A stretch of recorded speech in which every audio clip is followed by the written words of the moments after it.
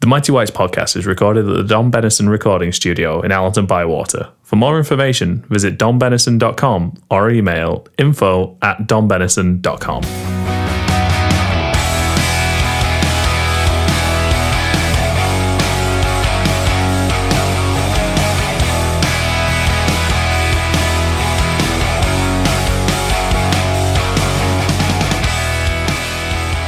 Hi and welcome to episode 7 of the Mighty Whites podcast. We're back to a full contingent, so I'm joined by Connie. Now then. And returning to the podcast after his one-game ban for incendiary comments towards Michael Brown, we have KC. Now then. Right, well, it's going to be a bit weird because the international break and some work commitments have thrown his recording schedule off a little bit. So his first games that we talk about are going to be quite a while ago. So the first game after the last podcast was the 2-2 draw away at Burnley, winning on penalties. KC, the only one that got it right, it'd be a draw. He had 1-1. I thought it was a pretty decent performance. What did you guys reckon? Yeah, I think we all said before that we wouldn't have been too bothered if we'd have gone out. We picked a weakened squad, not the weakest we could have gone for, but still, we managed to get through in the end. So I've said all along, me personally, and I'm sure you to a degree, that if we're progressing in tournament as with us basically as reserve team, then happy days. Gives them a bit of game time. If we get through, great. If not, then yeah, we're best out of it anyway in theory. But yeah, all in all, good result. Good Premiership team now. So yeah. And we got to get one over on Wood and Taylor, which is always quite nice. And I know we were kind of going into it saying, well, we're not really that fussed about Chris Wood. It's quite nice to see Charlie Taylor getting knocked about a little bit and put back in his place. In fact, I'm pretty sure at one point J-Roy got put him back on the subs bench for Burnley, so that was nice. But yeah, it was a very nice performance. We played very well. Seeing how Hernandez was, it was absolutely fantastic. Just showed his real quality there towards the end of normal time. I think we fully deserved the win. Yeah, no, I thought that we were very good in this game. It was just as we've mentioned Chris Wood, he's come out in the press saying that he wasn't allowed to play anyway because the bid had been accepted, which is what we all assumed if he wouldn't have been a moron and tweeted otherwise in the first place. But you saying Hernandez really made a difference when he came on. I mean, first touch at ball, great through ball for Sacco. Yeah. And one thing I would say, I wrote a thing on it. He's never going to be in the first 11 or anything, but has that performance kind of saved Hadi Sacco's Leeds United career? I'd say yeah. I know he were at fault for their what led to their equaliser. I know that, but I think up to then, and obviously he got his goal as well. I think up to then for me it was a good performance from him. He didn't do all wrong up until obviously that near end. So for me, I think it's, as you say, I wouldn't have him anywhere near starting 11 or out like that. But in some games where we're looking to rotate maybe bench or something like that, like now I suppose if we'd picked up knocks on international duties, it is an option, isn't it? One thing I've grown to associate with Hadi Sacco is on my Football Manager save when we're in the Premier League and he's actually gotten relatively good, is that he will burst down the right hand side and he can be on the touchline and that man is shooting. I'm screaming like it's 2022 and he still can't square the ball. But he is a good option to have, especially on the bench with his pace. If he can ever get his decision making right, he would be a very dangerous player at this level. You never know. Depending on what happens in January, maybe a loan spell out somewhere might do him some good to get him regular first team football, because he still never really.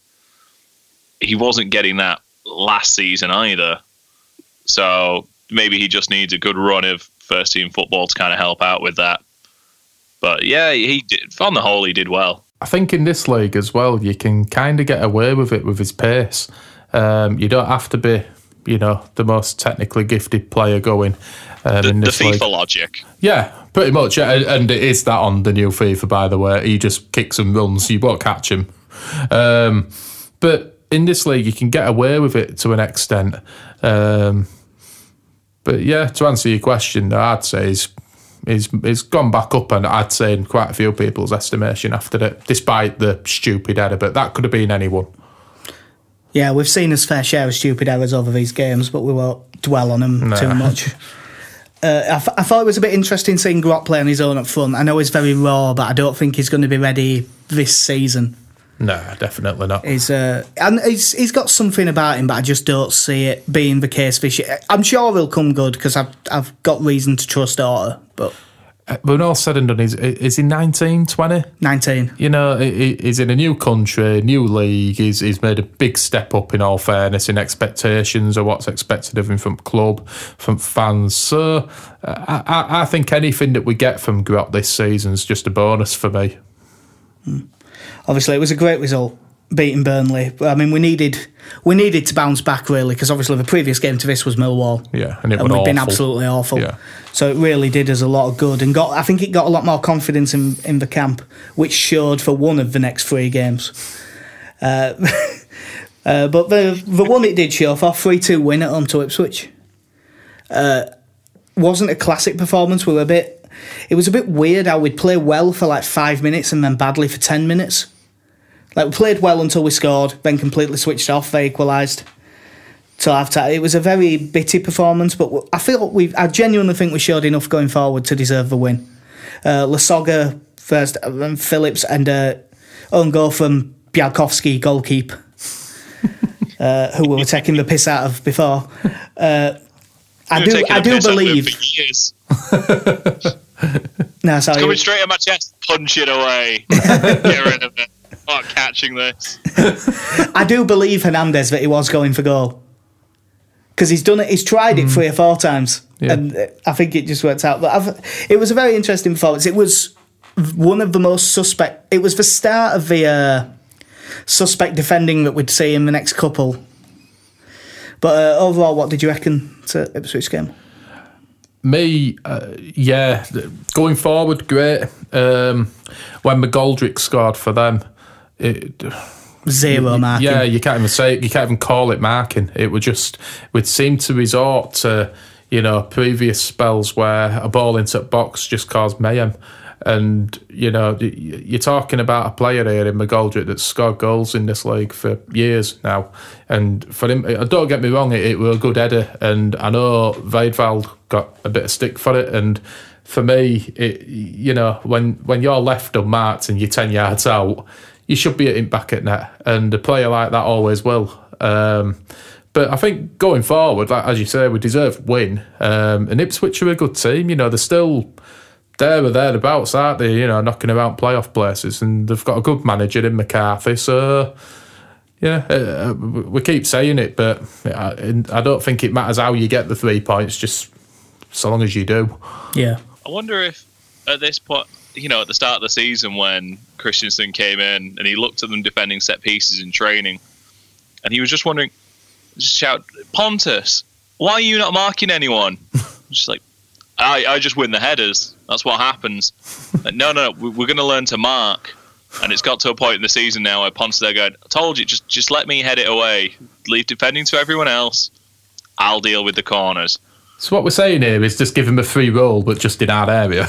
Well, to be honest, for most of the season, they have been giving Janssen that same free roll. They have kept it going. Because, we said in the pre-season podcast, one of the things we needed to keep was that Monk and Clotet had finally managed to roughly sort out defending corners. I think a lot of that, though, came... obviously, they will have had a major input, but I think a lot of that came from the partnership that was struck up between Bartley and Janssen. With best will it Walter Cooper this year has been spot on, but is not as a commanding presence as Carl Bartley. Or as he was last year, when you've got him and Janssen in there. I think it kind of rubs off on everyone else, whereas now you've kind of lost that to an extent. That's no detriment to Liam Cooper, but I do think a lot of that stemmed from Kyle Bartley and Janssen bouncing off each other. That. And if you look at the way our defence has had to be formed since the start of the season, you'd imagine the last couple of weeks of pre-season was focused on Cooper and Pennington because of Pontus being out. Then Pennington get injured. So Shaughnessy's in, and since then we have had this rotation of any of those 4 coming in, and we've yet to really have a proper run of just, these are our two defenders, this is what we're sticking with now. And I think with the way it's set, it would ideally be Janssen and Cooper, but they've still yet to have a good run of games together, I don't think, to form as strong a partnership as it could be. Well, I was going to bring this up later, but we may as well do it now. Because you're saying it'd be Janssen and Cooper. I think it'll be Janssen and Pennington when everyone is fully fit. I don't think that Pennington has been sent on loan to a championship club to not be first choice. And as much as I like, and Cooper's had a great season, we'll come on to the Cardiff game where obviously he was absolutely abysmal and he knows it. He apologised after the game. But I genuinely think that when everyone's fit, the two that he'll go with are Janssen and Pennington. And it's tough, but I think that'd be the two I went with as well. I think before the ball were kicked, you'd have said them two, definitely. And again, Cooper's captain and is, up until the last couple of games, he's hardly put a foot wrong. But I can't see Everton loaning out one of the, best prospects to come to a big club in Championship and be sat on bench every week. I think the whole point of sending someone like Pennington to Leeds is he's playing for a big club, he's playing in front of decent crowds, there is an expectation there in this league. It's not like he's going to go somewhere, middle of the road and just be able to coast by. So, yeah, I think I'd have to go with you and Jack and say when everyone's there and everyone's fit, Janssen and Pennington. I'm quite big on just playing whoever's in form, and like you say, with the form Cooper's been in, and depending on how he is once he's recovered, once we've got a fully fit back four again, I would stick with Janssen and Cooper for now. And I think it's just down to them basically to keep their spot. With how Cooper is kind of thought of in the dressing room and how everyone speaks about him, I would quite like to see him on the field more, but again, his form kind of dictates that. So I pretty much obviously Janssen is the one that's always going to be starting if he's available, and I just think that position at the moment should now be Cooper's to lose. Well, there's an argument that he did lose it against Cardiff. Yeah. He completely lost it. I mean, I would never judge someone fully on one performance, don't get me wrong. But I mean, well, we'll come on to it now. 3-1 defeat away at Cardiff. We all got this wrong because I think I had a draw and I think you both had us to win. Yeah. Roof with the goal heavily deflected in second half. But the first half performance was absolutely abject. There's no other way to describe it. And in particular, Liam Cooper, who I don't know what he was thinking, and to be fair to him, he didn't either by the look of what he said on Twitter. It was the second yellow card that really bugged me. Because he was a 80-20 favourite for that ball, and he slowed right down and then took him out. I think that he slowed down so that he could get the ball and the man and try and G everyone up. And then he slowed, after he'd slowed down, he then mistimed it. And he had to go. It was a shocking piece of decision making. But even if you take out Cooper's performance, we were just poor all over the field, really. The thing that annoyed me with the Liam Cooper thing was I played centre half, and I was sat watching it with my dad, and the minute he did it, he almost like missed a step. You could see him kind of hold back a little bit, and the minute he did that, I said straight away, and to be fair, my dad said the same. He says, "What's he doing? He'd have got that ball. He could have got that ball, made a clean tackle. Everything would have been all right." Now, I'm not saying him staying up pitch would have changed the result, because as you've just said, it would have been god-awful from everyone. But when you're captain and you go and you make such a poor couple of decisions, because the two yellow cards weren't that far apart either, were they? No, they weren't. So, when you're captain, if you get booked, fair enough. I will never, ever have a go at a defender for getting booked for trying to tackle someone. Fair enough, but when you've just been yellow carded and you bring it on yourself, it's just been. And as for the performance from the rest of them, and first half, it just kind of took you back to GFH days. You know, it were like they conceded a goal and just arses fell out. You know, edge dropped and arses fell out. It were a bit worrying, really. Obviously, this game was incredibly frustrating for me personally because, as I banged on about on Twitter, a lot of you will have seen it, I was in Amsterdam. And I couldn't find any bars that were showing the game because everyone was showing the Champions League games. So me and my unfortunate girlfriend had to sit in the hotel room while I found a slightly dodgy stream and watched it in the hotel room. So it was not only was it such a bad performance, but it also ruined an evening of my holiday. To be fair, you know, I genuinely do sympathise with you on that one. I went up to, as I've said, I went up to go watch it with my dad, and it's about a 10-15 minute car journey. I was pissed off that I'd made that car journey, so I can only imagine what you were like. The other thing is, with the time difference to Amsterdam, it meant that most restaurants were shut. So me and our lass actually ended up in a burger joint in middle at Red Light District with two hookers opposite us at eye level just staring at us. Every cloud. Which, you know, was at least interesting. And I'm glad you added the sat across from us bit. Because if you'd have just left at a burger joint with two hookers, it's a very different story. Yeah, it'd probably been a better story. It was in fairness, though, there was a guy trying to get in to have an argument with the prostitutes while we were sat in this burger joint. And they had a bouncer there that managed to get rid of them. So the one thing that I can say is that the hookers' defence was better than ours that night. Hey. And speaking of Leeds being shite at defending, Sheffield Wednesday 3, Leeds United 0. Oh, this was worse than Cardiff, I thought. Yeah, again, it was just so abject. And the more annoying thing about this one was, for the first 15, 20 minutes, we were a better team. Yeah. But by a long way. And, you know, fair enough, you can live with them not capitalising on that. You can live with that. It happens at this level. It happens in Premier League. But, you know, just for them to go downhill, it was almost like the nosedived. It was just, you know, everything from back to front. I mean, I felt a bit sorry for front men because they were feeding off scraps. No, I thought Lasogga did fine with no service. In player ratings, the only people that got over a 5 were Lasogga and Size. Yeah, I mean, but to be honest, if I'd have written that player ratings article after 20 minutes, Size would have got a 9.5 because it was brilliant. It was class, and they couldn't get near him. But it just, the way they were feeding balls up towards them two, especially to Lasogga, it just reminded me of like the football we were playing when we had McCormack up front, just hoofing hopeful balls. There were no direction towards it. There were just nothing. It were just hoofing balls up, just in hope more than all. And even when Lasogga managed to get hold of one and bring it down, I mean, you know, Size were trying, but there were no one within 10 yards of him, and he were just getting crowded out by what is a good defence in this league. Whether, again, I said it before, whether people like it or not, Sheffield Wednesday were a good team in this league. Yeah. KC got kind of lucky with this because due to time difference, it was at about 4:30 in the morning he had work. So am I right in thinking you never actually saw this game, KC?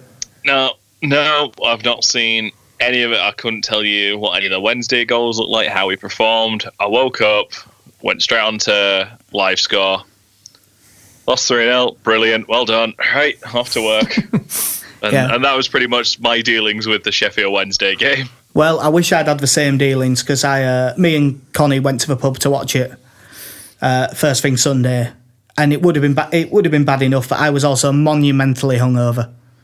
Yeah, you were. Shout out to little Danny Hall for dragging me out to the extent that I ended up in Wintersea in Escape for the first time in years and years. So yeah, cheers, little Danny. But basically, there's a couple of things from that performance. One, Eunan O'Kane had the single worst game I've seen him have in a Leeds United shirt. Yeah, he got a 3 out of 10, which is the lowest rating I've ever given.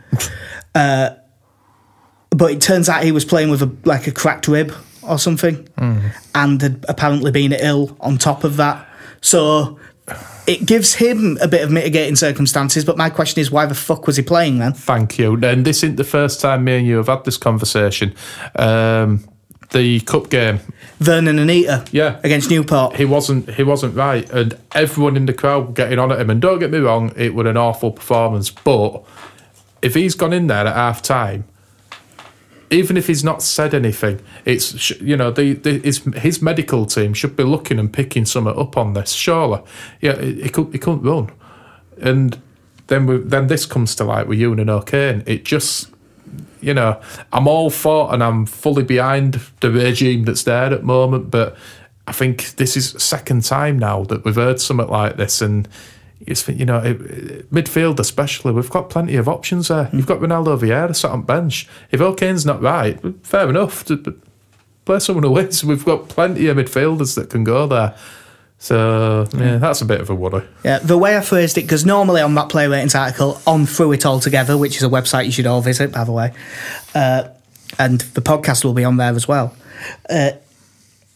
with the midfield, and it's the only time that I've ever bothered putting the manager in the player ratings. I put him in because it seemed a little bit Gary Monk to me. He had one idea for that game and just refused to change it even when it clearly wasn't working. And don't get it twisted, I'm not joining, because I did see, I don't actually use Facebook, but that LUFC on Facebook posted some of the screenshots on Twitter, and I did see idiots going, oh yeah, we need to sack Christensen or we're going to get relegated and stuff like that. So obviously, I'm not like that, but it wasn't a good managerial performance from his head coach. Yeah. But the main talking point out of that game over all forms of social media, especially after the first goal, he got blamed for the first 2 goals. Personally, I don't think he was at fault for the second one. No. But Felix Wiedwald, I mean, for the first goal, he was limp-wristed, awful, like Silvestri at his worst. He was terrible for that. And there's no doubt that the defence at the minute doesn't look as if it's got all that much confidence in him. You can see it on the faces. But the main thing from this, and I've seen a few people talking about it, some people saying that he definitely should, but the main thing is, would you drop Felix Wiedwald? It's something worth thinking about. I mean, you just look in 3 games, we shipped 9 goals. I know that's not all down to him, but good maths, KC. 3 plus 3 plus 2 is 8. Oh, sorry. Sorry, I got the scores the wrong way around. So I'm just looking at it on the screen here. Still, though, just go with it. I want to say maths was never my strong subject, but in my GCSEs, it was. Still not good. It doesn't make it a strong subject if you're just worse at all the others. Stronger. There we go. Still, I mean, as a team going for promotion, then 8 goals in 3 games is not good. Like I could fully understand us losing to the likes of Wednesday and Cardiff by the odd goal, but in just those 2 games against teams we're meant to be vying for promotion with, just against those 2, 6 goals is poor. And you look at the fact we have someone like Andy Lonergan in, who is by no means spectacular, but he's experienced. He played for us before, looks completely fine. At what point do we kind of look and go, all right, we need to give him a run, because this just isn't sustainable for promotion? I'd have to disagree with you on that, and to be honest, I agree he's not been great last couple of games, but I'm very much of the opinion of, barring the odd, personal clanger, you've got to get through 10 other players before you get to goalkeeper. I don't think he's been helped by defence last couple of games. The only thing that I have with Wiedwald is, and again, Jack, me and you have discussed this, is set pieces again. He seems to kind of pin himself to a man, and he almost like obstructs himself being able to get in and get to the ball, be it punch it away, catch it, whatever he wants to do. But to me, a goalie should be coming out, and if one of our players gets a cracking head off of him trying to get to it, tough luck, it's his area, he should command it. But I think in terms of actual shot stopping and everything else, I don't think he's done much wrong. I mean, the last 2 games would suggest otherwise, but he's come from Germany. He was number 1 at Werder Bremen. He's no mug. obviously I agree with you on point, KC, where it's not sustainable, obviously. But I think if we were to turn around now or in the next couple of weeks and drop him, I just think his confidence would go through the floor. I just don't think it'd do him any good at all. So for me, I'd stick with him for now. It's a tough one because, I mean, we saw it a couple of years ago with Joe Hart at Man City when he was going through that rough patch, and there was a lot of talk then around, do you do you give goalkeepers time to play their way back into form, or do you drop them? Because you can drop a striker who's not in form and kind of no one really bats an eyelid. You can point out a striker who doesn't score in 6 games and you say, yeah, they probably should be dropped. But it is such a big statement to drop a goalkeeper. And like I said, I would probably stick with him for now. But, it is a tough call for Christensen to make because it does send a big statement out if you're dropping your goalkeeper. The thing is with, you mentioned Joe Hart then, there is an argument to say, I know he got back in team for a brief spell, but he's never really recovered from that for me, as Joe Hart. You look at him last couple of years and that, and, for me, he just, like I say, played his way back in, but he were never right for me after that. He's not been the goalie that he was before it. And my worry is that for the main, we've got a decent goalie here in Wiedwald, and I just think that, as you say, it is a tough one for Christiansen, and I wouldn't like to have to make the call. But my worry would be that we're going to take a decent goalie who's clearly a little bit shaky at the moment. Anyone would be, but I just think doing it now or doing it in the next couple of weeks, and I think his arse would just fall out. To be honest, I don't know, but it's a tough one. I guess that's why Christiansen's paid to manage team and we are. Yeah, I have to say, I'm with Connie on this in that I wouldn't do it. If he does it, I won't be mad. No, I'll see why. I can understand why he's done it, but personally, I wouldn't drop him either. It's similar reasons as well. Yeah. He's been brought in to be the first choice goalkeeper. And, when you look at the last games, the Cardiff ones, he wasn't great, but I don't really think that they were his fault. Their second goal, I don't care who were in goal, it was going in. I know that Sky kept blaming him and saying that he wasn't going to get to... That ball went right in corner, good finish. Yeah. Against Ipswich, their second goal was his fault. Fix.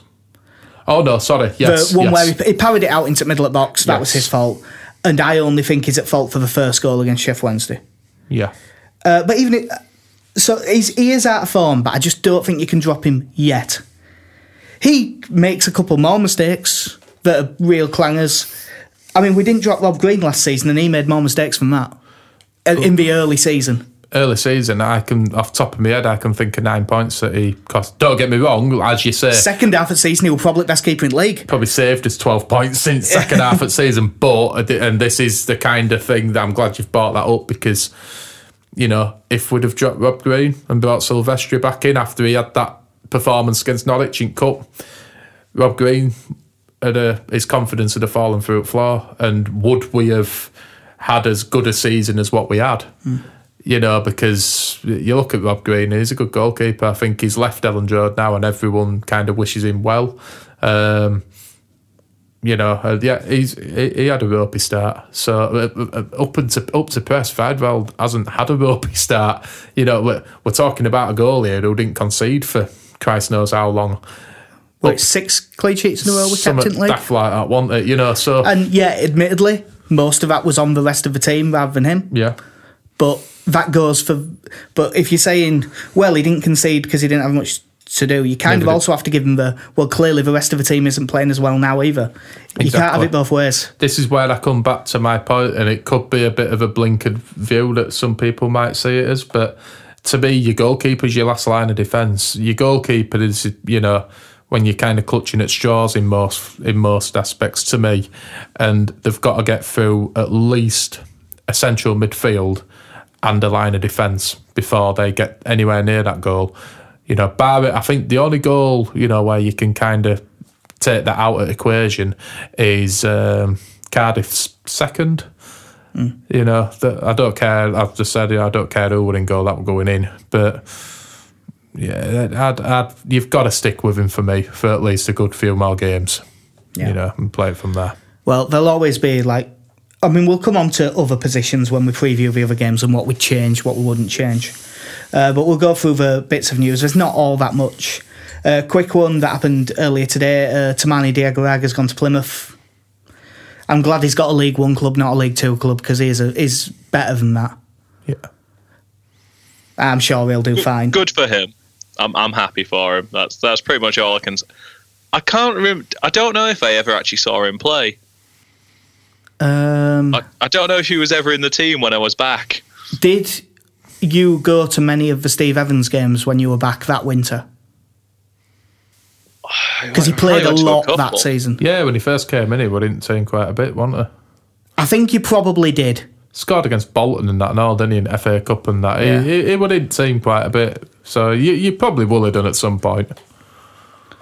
But he left a lasting legacy with me. Yeah. Onto more. We'll start with the on-field stuff. Conor Shaughnessy, new 4-year contract. Good. Everyone will be pleased with that. The more they watch him, the more I think, how did anyone think he was a centre mid and not a centre back to begin with? Yeah. His passing is. Obviously the through ball for Lasogga's goal against Ipswich was brilliant. Yeah. It was. But for the most part, he doesn't. When you watch him play, he doesn't strike you as a midfielder. Oh no, his technique and everything. I know we're saying that ball through for Lasogga were quality, but in general, his technique it is the technique of a centre half. Yeah, and his build and his everything about him's centre half. I think Reading have missed a trick with him, to be honest. For this level, I do. Yeah, I think he's been brilliant, and he really deserves it. He's got a real shot. Mm. Yeah, he's been brilliant since basically ripping a shirt off someone's back in that Bolton game. Pretty much since that moment, he's been fine. In all fairness, when you do that to Gary Medina, I was just quite impressed he didn't end up with a broken jaw. He has got previous. Yeah.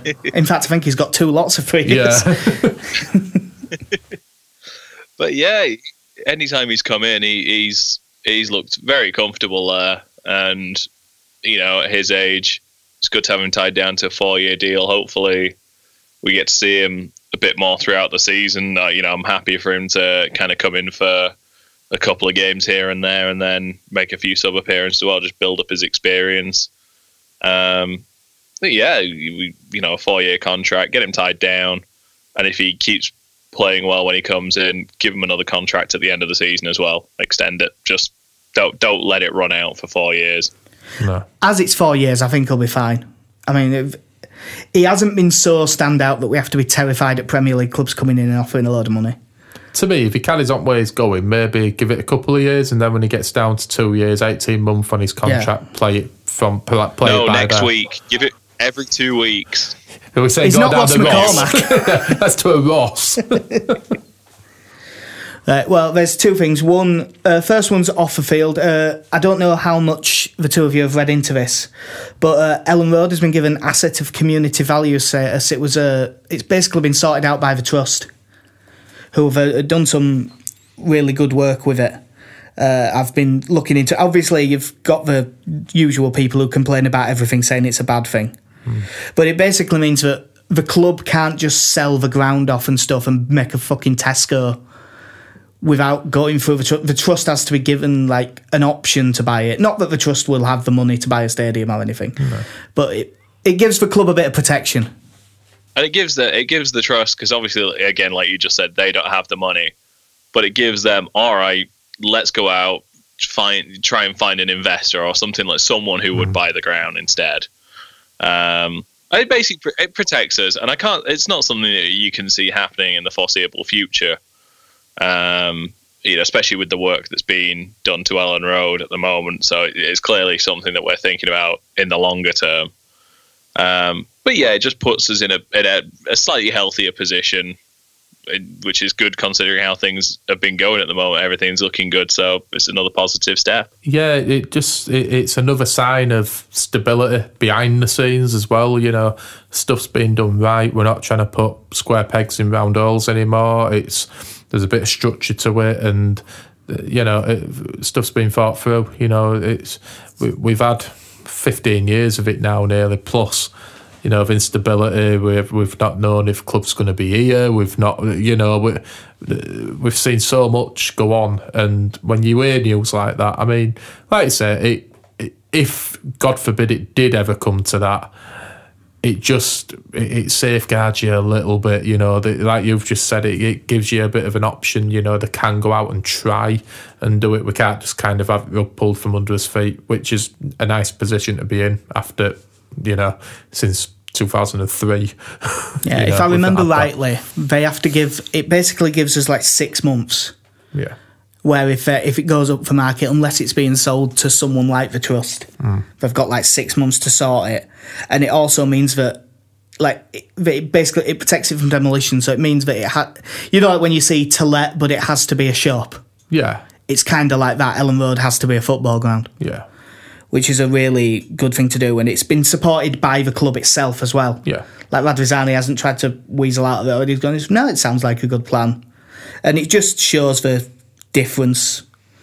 Yeah, if this had been Massimo that would you could there would have been a bit of there'd have been something underlying with it. I think everyone had a air of doubt about him over it, but it's as I've said, there's a bit of structure to the club now. There's some thought process behind decisions that are being taken out by everyone, and yeah, it's a nice thing to see. Now we're coming up to 15 years now we've had of instability and crisis after crisis. So it's just good to hear some, another piece of good news coming out from behind the scenes. Yeah, it appears that I think it was Phil Hayes' piece on it.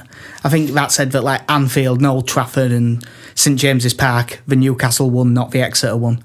I think go with Exeter one. Go on. Fuck it, it might be both. It might be both. I don't know, but I think they've all got the same thing. Yeah. So it's a very good thing. I did see people complaining, going, "What? So the trust has to give their permission for any redevelopment? It doesn't mean sticking in 500 seats or build it or changing your corporate box. It means knocking it down." Yeah, we're talking about just demolishing it. Yeah. But we just give too much time to idiots. Yeah. But yeah, the other piece of news, it came out today actually. I don't think it hasn't been confirmed by Leeds yet, I don't think, but it has been confirmed at the Oxford end. Craig Dean, Oxford United's head scout, is moving to Leeds to become the, and I quote, head of emerging talent. Basically a Neil Redfern then. Probably, yeah. Yeah. He does appear to have a pretty good reputation in football. He's worked a lot of places. Everything I've read on him has been positive. Apparently Ferguson really liked him. As much as I don't like him, he was very good at his job.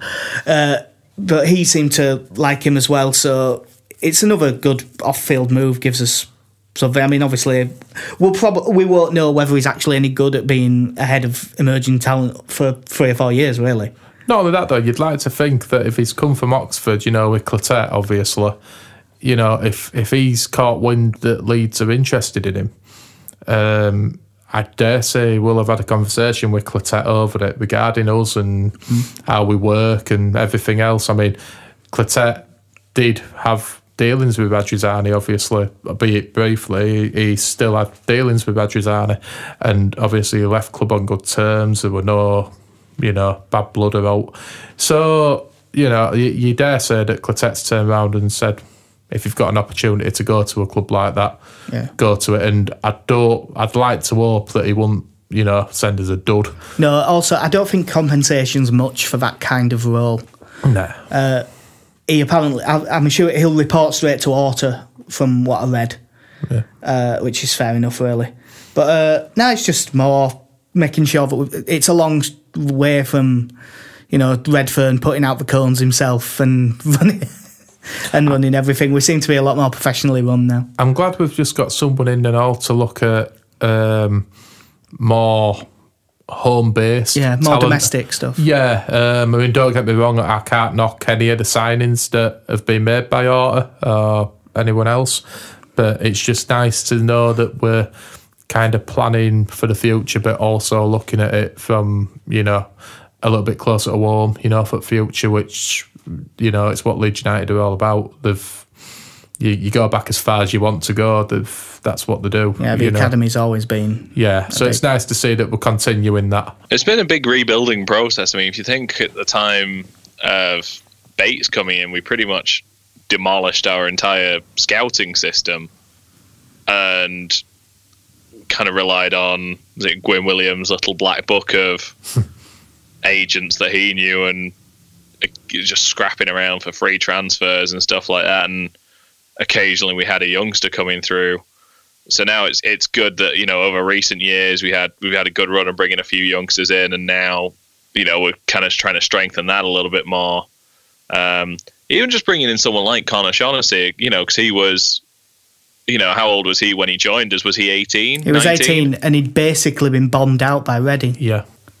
Yeah, and a lot of clubs, especially in the Football League, are moving in that direction now, looking at players who have dropped out from teams at 18, 19, 20 and bringing them in and, trying to develop them at that stage. Well, speaking of that, like Huddersfield are closing their academy, aren't they? Yeah, that's a bit sad to see. Everything up to and they're just going to do that. They're just going to get 17 and 18-year-olds. The thing is, though, with Huddersfield is, I dare say it for both of you two as well. When I were playing when I was a kid, if you ran into a scout, it was often a Huddersfield one, wasn't it? Yeah, it would normally Huddersfield, Sheffield United or Middlesbrough, I seem to find. And from what I heard, I played with a lad again when I was younger, and he ended up going to Huddersfield, and he had nothing but good things to say about him. Again, Leeds United fan, but he had nothing but good things to say about him, and he'll have been 13, 14 maybe. And, when you hear things like that, yeah, it's great that, players are going to be given or get the opportunity to go again. But I think for the club, especially, in Huddersfield Town now that, whether we like it or not, they're a Premier League club at the moment. And I just think you're in a league with such scrutiny, and to just cut off the youngsters, I don't like the sound of that. No, it doesn't sit right, any club just not having an academy whatsoever. I'm sure that they've looked into it and think that the resources they put in, it's not worth it. Chelino was on about doing the same thing for us, wasn't he? Yeah. Which, would have really pissed us off because we've got a much more successful academy than they do. I will say as a youth, as a kid's football coach as well, like one of the big things for me is, I love working with kids. I coach at the moment a group of 8 and 9-year-olds. I'm coaching some 13 and 14-year-olds, and it's great. But you can see, like, you look at Brentford and their success over the last few years. They closed their academy, started bringing in these players that got released, and the money that, especially once you're in the Football League, when you're not getting that TV money, you look at how much you're spending on your academy to try and bring in players when you're trying to compete with the big teams in the Premier League, who now have no restrictions really as to who they can go after. Then you kind of see why a few of these teams are like, well, we might as well close up, let's not compete with them because it's costing us too much money to develop one player who might break into the first team.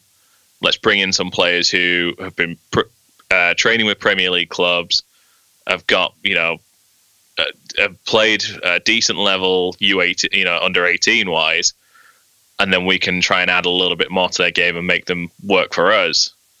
And it's sad that it's going that way, but unfortunately, I think that's a direction a lot of the Football League teams are going to start looking over the next few years.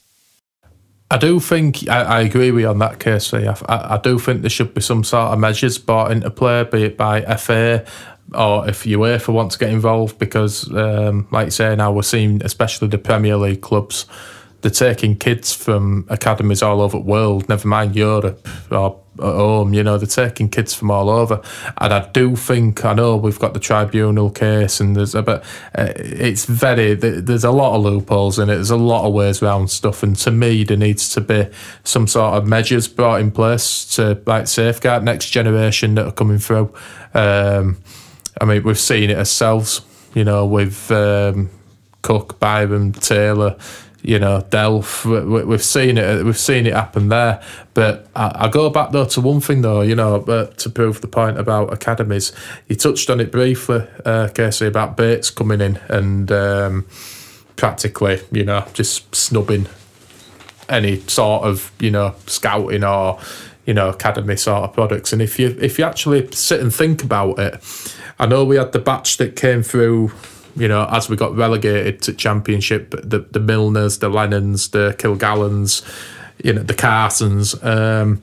But between sort of like 2006 and, up to like Fabian Delph coming through, like 08, 09, we didn't really have any academy products that really came through, did we? No, that was the years where we had a couple of 1 and 2 appearances. You like, your Simon Maddens, your Tom Elliott's, people like that. Yeah, I mean, Tom Elliott's done quite well for himself in the end. He has. He's forged out a decent career in League One, but up until since we had the likes of the Lennons, the Milners, and all that lot. I mean, we had the odd one that showed glimpses. Walton, I mean, obviously injuries put paid to him. But up until then, when the likes of like your Howsons and your Fabian Delphs were coming through and Ben Parker, and we didn't see anyone really come through between that point, and we all know what happened. I'm not blaming that on it, but I just think we brought a lot of players in who, for the main, didn't really give a toss about club.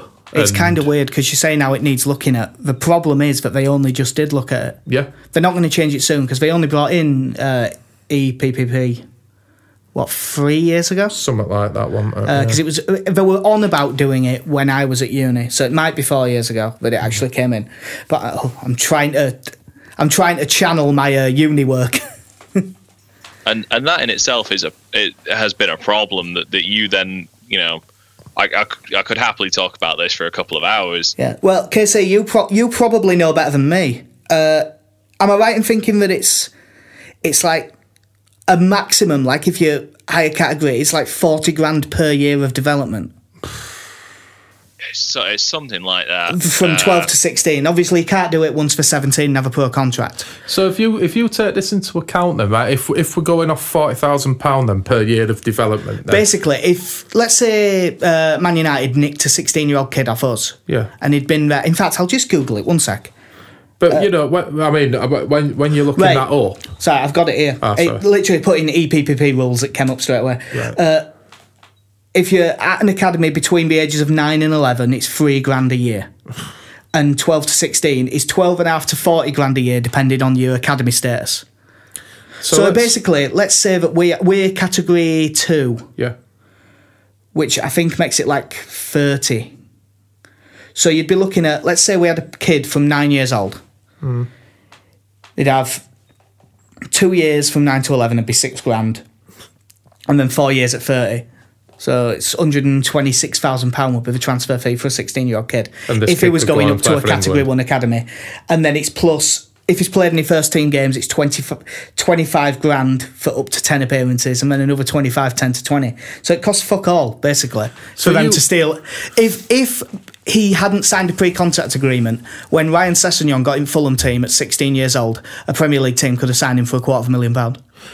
But then you think as well, and let's flip this round. And I know we're talking about, like we're using examples, from our academy that we've lost for, next to nothing. But when we got Fab Delph from Bradford, how old were he?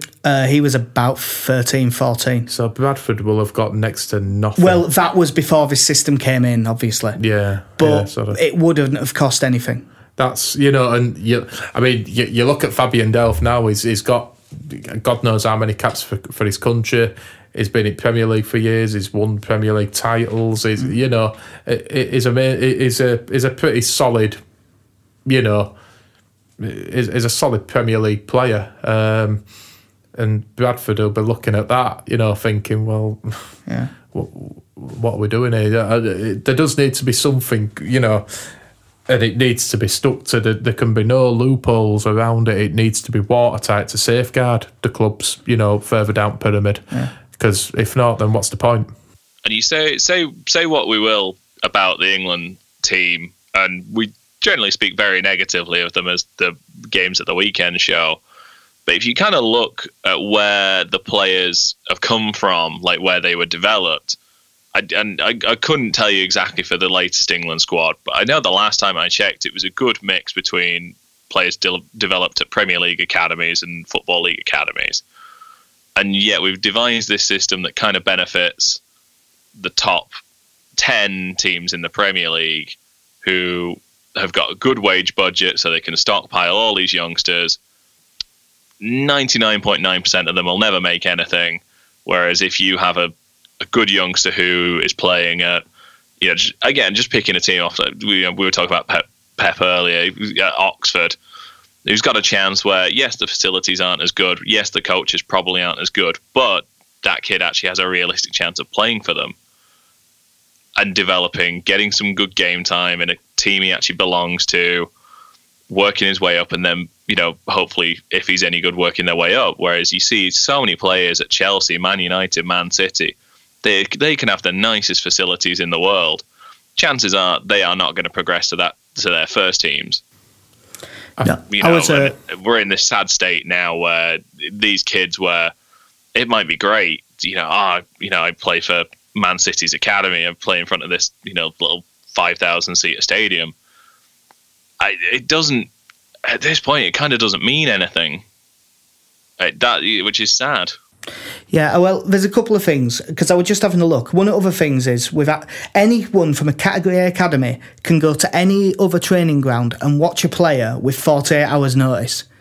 And if they think he's any good, they can sign him for them fixed fees. So it's that bit, I wasn't even aware of that bit. I thought it was interesting earlier that Casey said Brentford and after Huddersfield, because a lot is to do with catchment area.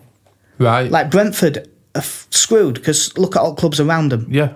All London clubs that are bigger than them, they're knackered. And the same kind of happens with Huddersfield, because they've got us, but they've got the Manchester clubs just over as well. They have, yeah. They're bang in the middle, aren't they? Yeah, but when Casey was saying not progressing to first team, you weren't there. It was me and KC that went to it, I believe. Yeah, well, it was when Ronaldo Vieira stood out. It was the first time I saw him play. Yeah, I didn't go to that one though. Casey, can you remember Tosin Adebayo, their centre half? Yes. Who looked like the best young centre half I've seen in years in that game. He looked unbelievable. I think he's played 2 first team games. Yeah, he looked like a world beater that day. He's the prime example of players not coming through to me, because the second I saw, and don't get me wrong, I'm not a professional scout, I don't know that much, but watching that guy, he was a standout, and he needed to be playing first team football immediately. And I don't even think he's had a loan spell. I don't think he's done anything. I think you can use Chelsea, especially as a with the 48 players out on loan. Yeah, I mean, it's pathetic. You've got players like Lewis Baker, good young English player, good midfielder. I mean, he's at Middlesbrough. Yeah, he's gone on to Borough this year. And he just keeps getting farmed out on loan. We've got Chalobah, who's been farmed out everywhere. I mean, he's gone to Watford now, and you've got Loftus-Cheek, who I could go on. I mean, we've got Borthwick Jackson. Yeah, but when you look at those Chelsea players, all of those midfielders, they're all shipped out on loan. What does it say for the 16-year-old kid who's got to not only get past the players in the first team, he's got to get past them 6 players out on loan? Oh, yeah. I mean, and this, I think it's the point, KC, we're getting it. It's all well and good, and I think these kids' families have got to play and there's got to be some sort of common sense comes into play. I mean, I'm saying that, but I'm sure we'd all say, if at 15, 16 years old, we all had the opportunity to go to a Chelsea, a Man City, God forbid, even a Man United. And I know that they say that parents don't get paid any money and stuff for these transfers, but we all know they do. Everyone knows they do. Now, I feel confident not even saying allegedly. Now, you see, when this happens, I mean, it's all well and good. You can say, I've got the best of the best. I've got all the facilities. I've got the best coaches, supposedly. But what's it all count for, though, if you end up 5 years down? I mean, look at the 2 that left us, Taiwo and Michael Woods, Tom Taiwo. you look at them both now, they've done nothing with their careers. Last I heard, Woods were at Hartlepool and Taylor was at Hibs. I think he's moved again now. He might have done. Correct me if I'm wrong. I mean, if I am wrong, let us know. But I think he's moved again, and I want to say Ross County, but I could be totally wrong on that. But last I know for definite, he were at Hibs, and you just look at it and you think, I'm not saying... Sorry, Tom Taiwo is at Falkirk. I just Googled it. I thought he'd had a move from Hibs, but either way, I mean, you look at them both now and you just think, they may not have made grade at Leeds, but, they've gone and wasted, the younger years, sat in Chelsea's academy doing nothing, and, it's amounted to me, what could have been a good career wasted. Yeah, well, it's fair to say that was a little bit of a sidetrack. Yeah. But yeah, in case you don't remember, what I was saying is Craig Dean, Oxford United head scout, is our new head of emerging talent. Good acquisition. Yeah, good acquisition, and we're all pleased with it. There was a bit of bitterness from us from having so many players. I can't remember his name, but I think we lost another one to Man United over summer, a young goalkeeper. But I can't remember his name. The last one that sticks out really is Luke Garbutt. Luke Garbutt going to Everton was an annoying one. Him and... but it's one of them things. At least with Everton, though, you can kind of think, well, they do have a good track record of bringing in. He's got to a good club. Plays into their first team, so you'll hold your hands and go, fair enough. He will probably get at least a bit of a chance. Yeah. Not to get back into this again. No. But we've only 2 games to preview this time because of the international break and stuff, throwing his recording schedule off. Although, just looking at Twitter, we might as well mention it. Apparently, Rhinos are going to parade the trophy on Saturday at Ellen Road before the game. Good. / at half-time. Probably at half-time's more likely. Yeah, good. There's a bit of work being done into Tweddingley, so... Yeah. Yeah, they need to do it somewhere, and probably, of the ones that like rugby, 75% of the people there will probably be Rhinos fans. So. Yeah. Yeah, good. Fair play. It's nice that they got a mention, it's nice to see a Leeds team doing well. Good for them. And it's something I couldn't care about in any way, shape or form. Hey, Casey, you've been to a Rhinos game. I've been to 2 and nearly had my head taken off on 1. I shouldn't have opened my mouth. Should have been. That could have been so funny. Yeah. He had a good, as we say over here in the States, he had a nice tight spiral on it as well. Yeah, we'll leave that one out there for people to make of that what they will. A nice tight spiral. Well, when I was in Amsterdam, I think that was 25 quid.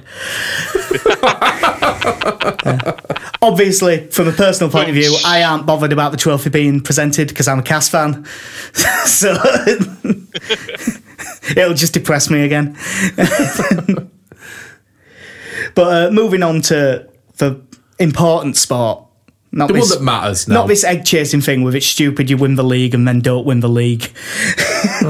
Here comes the bitter. I'm not bitter. I swear I'm not bitter. But no, in all seriousness, first game this coming Saturday, Reading at home. They're like 20th. Haven't been going all that well. They've signed a few this season. They've got Mo Barrow, and we know how good he is. No, in all fairness now to Mo Barrow, in the Premier League he's a good player.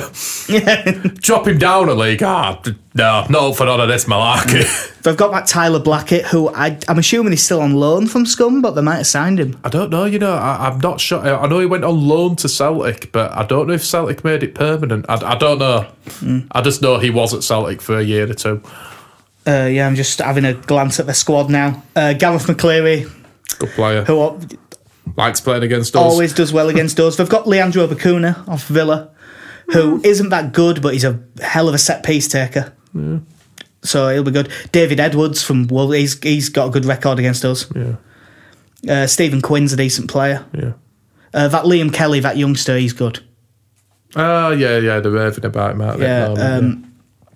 Yeah, we've got a few. Who have we got front? They got paid like $7.5 million for Shoni Aluko, didn't they? Good player in this league. Yeah, really good player in this league. Yeah, he got kept in pocket by Conor Shaughnessy though when we played Fulham. He did, to be fair, but on the whole, he's pretty dependable in this league, I'd say, as a Luca. Yeah, Barrow, who we've already talked about. Jan Kermigan always seems to do all right against us. Yeah, no, he's another one. He's at this level. He's a good player. Yeah. Yeah, they've got. I don't know if they've actually adopted the Arsenal song for him, but they've got Vito Manoni in goal, haven't they?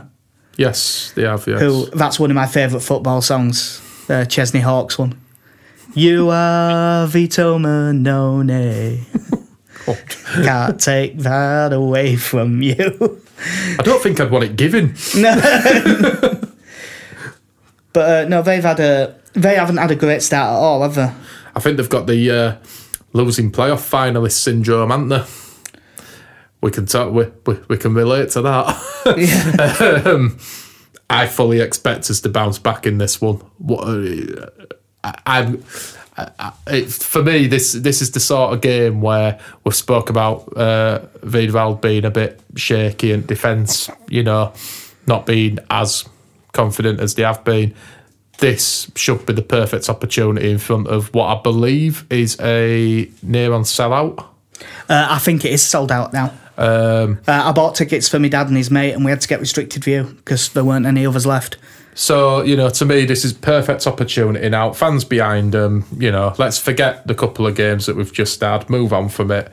And for me, I'd fully expect us to bounce back well with this one, especially with it being at Elland Road. Yeah, their last game, they got beat at home by Norwich, didn't they? Yeah, and Norwich this year. Norwich haven't been great this season. Reading are weird. They've got a decent squad, but they haven't really looked like much. No. And I hate Yapstam. Well, God, remember them last year? God, they were boring. Yeah. They literally, didn't they have something like 70% possession, but they were in our half for like literally 20% of the entire 90 minutes. It was somewhat daft, like they had 70% possession, had like 3 shots. Yeah, ridiculous. It was like watching England. Yeah. I know it sort of built a little rivalry last season going in when we played them away after that game. The fact that because they kind of saw it as a smash and grab for what did they say, we're a one-team player. Yeah, that's a right. one-team player. Not a one-man team, but a one-team player. Yeah. Sorry, yeah. Thanks for agreeing with me, though, Connie. That was nice of you. I were going to overlook it, KC, but yeah, fuck it, you were wrong. It's not that. He just doesn't listen to you when you speak. Yeah, very much a one-man team in their eyes. And because I'm pretty sure I went to that game with you where they were just passing it across the back four for most of that game. That's where they got their possession from. Didn't do anything with it.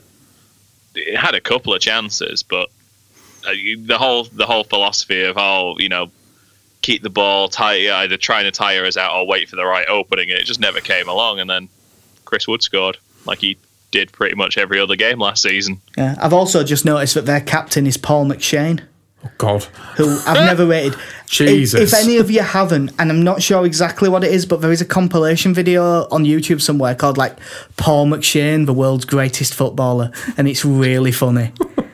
I'm assuming it's still on there somewhere. I think I got shown it when I was at uni.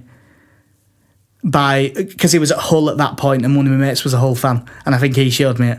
But God, it was really funny. But we may as well go straight into his predictions. Connie, what do you reckon? 2-0 Leeds. I fully expect them to bounce back. I expect an attacking performance from them. I think that sort of team where, especially at the moment, confidence is low. Get at them, get size on the ball, get running at them, bring Alioski, bring Hernandez into it. Whoever they decide to go with in centre as well. I was just going to say, once we've done this, because personally I'm going to say 2-1 Leeds. Yeah. KC, what score? I'm going to say 1-0, and I'm basing that mostly on, I'm looking at their goal difference. It's only -3.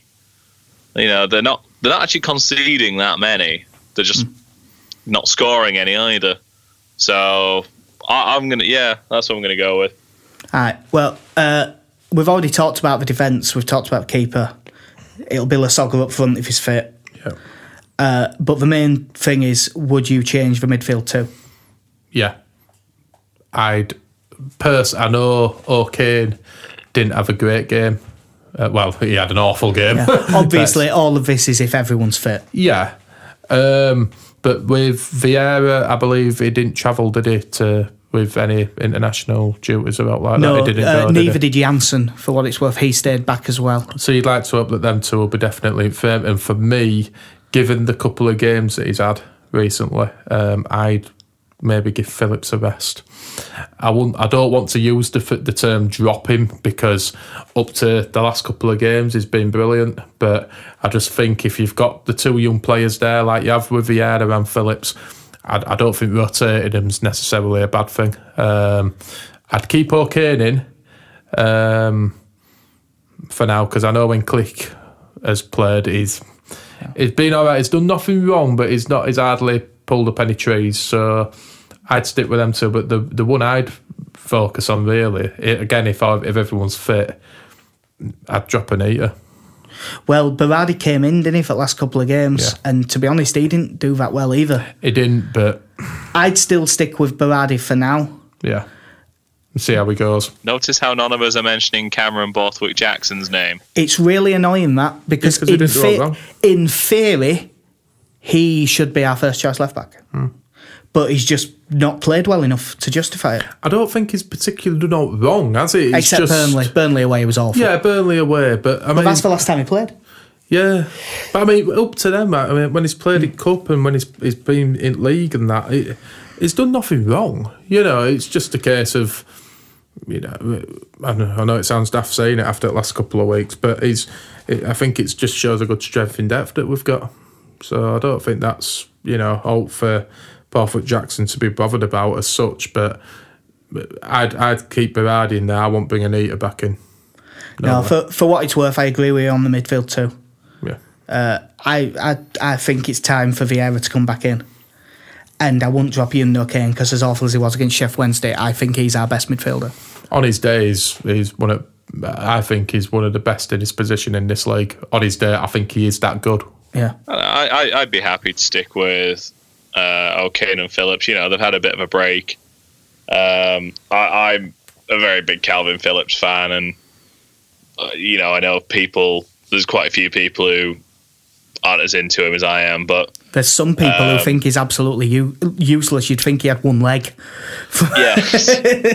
I think what it is with him is the last couple of games, it's kind of been, I mean, I know obviously you didn't see the Wednesday game, but it just, I won't say he looks void of any confidence at all. I think that'd be harsh on him, but I just think it's time to, you know, maybe take him out at pitch, take him out at firing line for a couple of weeks and give Vieira a run. And that's why I say I won't say drop him, because I think that's harsh to him, because he has been good this season.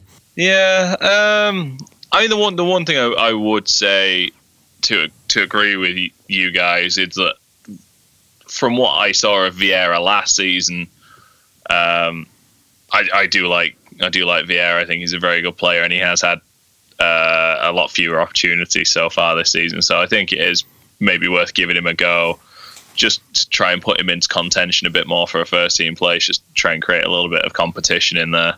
Yeah, and then the following Saturday, we won't do Leicester, because in theory we should record again before that. Yeah. Bristol City away. Tough game at a place where we do not have a great record. No.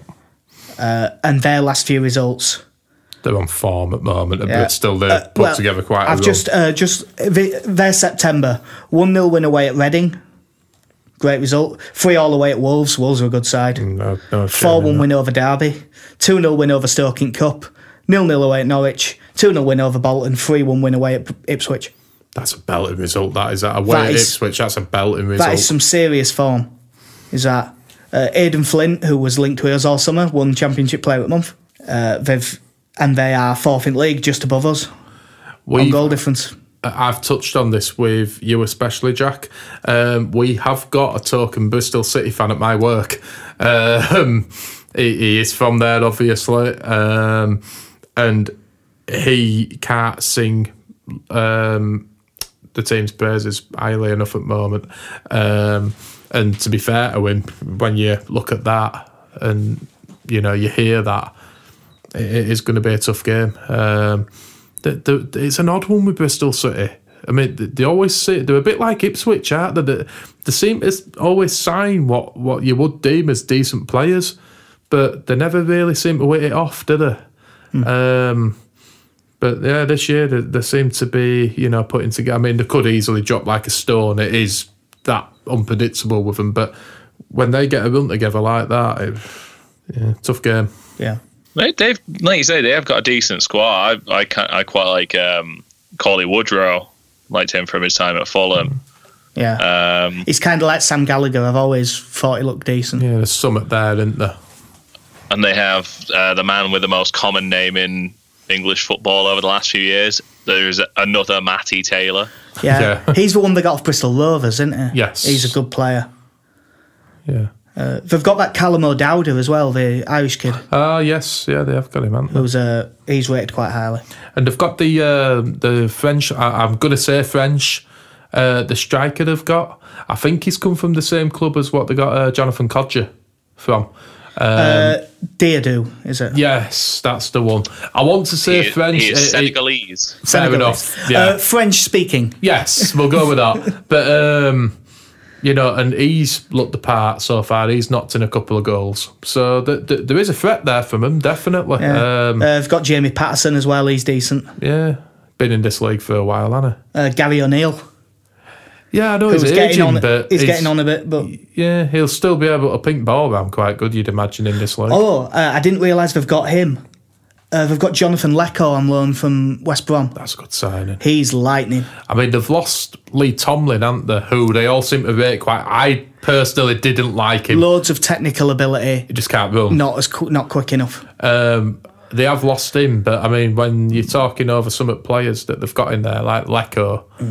It's not like they haven't replaced him, is it? Probably better. No, I mean, they've got... Obviously, we've mentioned Aidan Flint. They've got Joe Bryan. He's a good left-back. And who's the... is it Magnusson, the Icelandic? I'm not 100% sure. That does sound right. Yeah, they've got an Icelandic centre-half who my mate at work seems to... Hodor Magnusson. Yeah, Hodor Magnusson.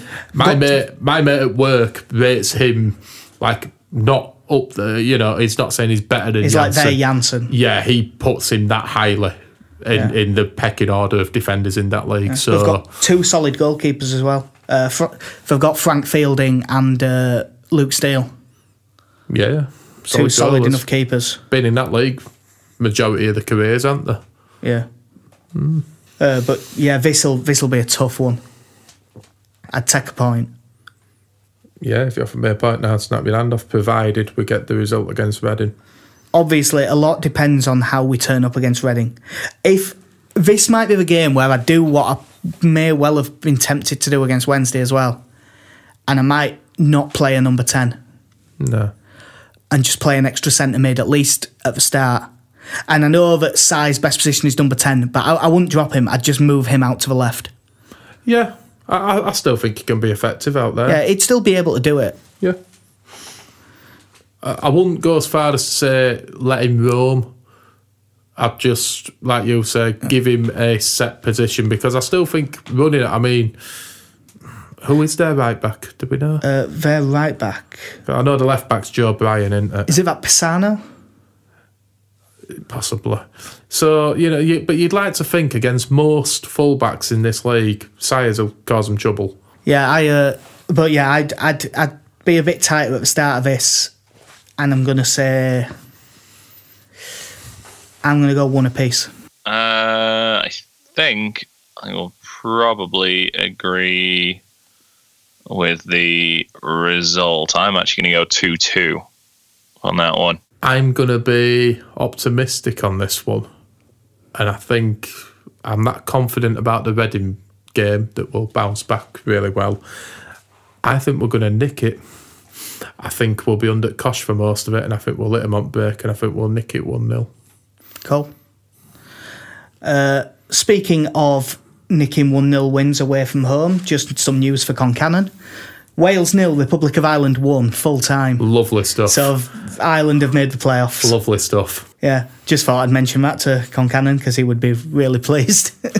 Who knows, hopefully there'll be a nation that qualify for World Cup, that I actually cared about. James McLean as well. Are you not bothered that England qualified for the World Cup with a 1-0 victory? Listen, I couldn't be happier that England have qualified for World Cup. It's when Morons We all could be happier. It's when morons jump on though, because they've been unbeaten against Lithuania and Slovakia. They should be unbeaten. The same thing will happen, and people may jump on me back for this. That if they make it out at group, they'll get someone half decent, and they might as well just book the plane ticket home. Simple as that. Yeah. As you can tell, I wouldn't mind, but you look at how, at least under Capello, say, when we qualified for that World Cup, we breezed through that qualifying campaign. It was actually half decent to watch. We were knocking a fair few goals past teams. I was looking through the scores since Gareth Southgate took over, and it's ridiculous that we're struggling to these draws and 1-0 wins against these teams. I'm sorry. I know we're not meant. We're all aware that as a country we're nothing to bang on about these days. Jesus Christ, we're struggling to beat the most average of teams in Europe now. A 96th minute winner against Slovakia. I didn't watch either of the two games. I didn't watch the Slovakia game, and Lithuania, I'll be honest with you, I was sat playing FIFA. That's how much I cared about that game. Can you remember how much we made fun of Scotland when they got that late draw? Yeah, and they celebrate. We've qualified in the most boring of ways, and you saw the players looked so happy with themselves. And if you look at that team, and I appreciate there was a few players missing. God, it was just miserable. We've got a boring manager, though. Let's be honest. I mean, you look at Gareth Southgate and what he did at Middlesbrough and stuff. It's just there's just nothing there with him. I mean, people go on about Roy Hodgson. To me, we've just got a younger version of him. He's just boring. He's one-dimensional. There's just nothing there with him, and it sounds. He did take them to UEFA Cup final. Also, got him relegated. Within 3 years. Yep. Yeah. I'll tell you, I'll ask you both this, because I was looking at it yesterday. What do you think was Gareth Southgate's win percentage in his time at Middlesbrough? Go on. It'll have started well and then gone down, really downhill. Yeah, drastically. I'm going to take a shot at 34. I'm going to say 42. Oh, Connie, that is optimistic. Go on. When I was looking, it was 29%. Jesus Christ. This is a man now who we're looking at going, yeah, he can lead the country. Why not? Let's get him in. Between that and his under-21s experience, that secured him the England job. Yeah, but he's not going to he's not going to give away secrets while downing a pint of wine. Good old Sam. Anyway, that'll do for the podcast. I'll go down a pint of wine. Yeah, this has been the Mighty Whites podcast. We're at Mighty Whites Pod on Twitter. The podcast also goes up on Through It All Together, where you'll find the stuff we write. That's at THRU It All LUFC. We're on Twitter. I've already done that. I didn't mean Twitter. What I meant to say was iTunes, but fuck it. On iTunes, we're on Stitcher, we're on YouTube, we're everywhere in the world. Tell everyone that this podcast's really good. And always remember, we started a podcast, we were top of the league. The square ball comes back and we get beat 2 games in a row. It's their fault. Thanks very much. Bye. Bye.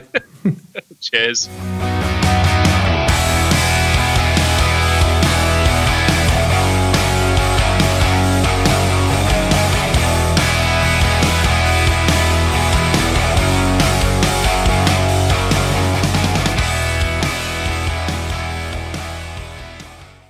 Take that, square ball. Shots fired.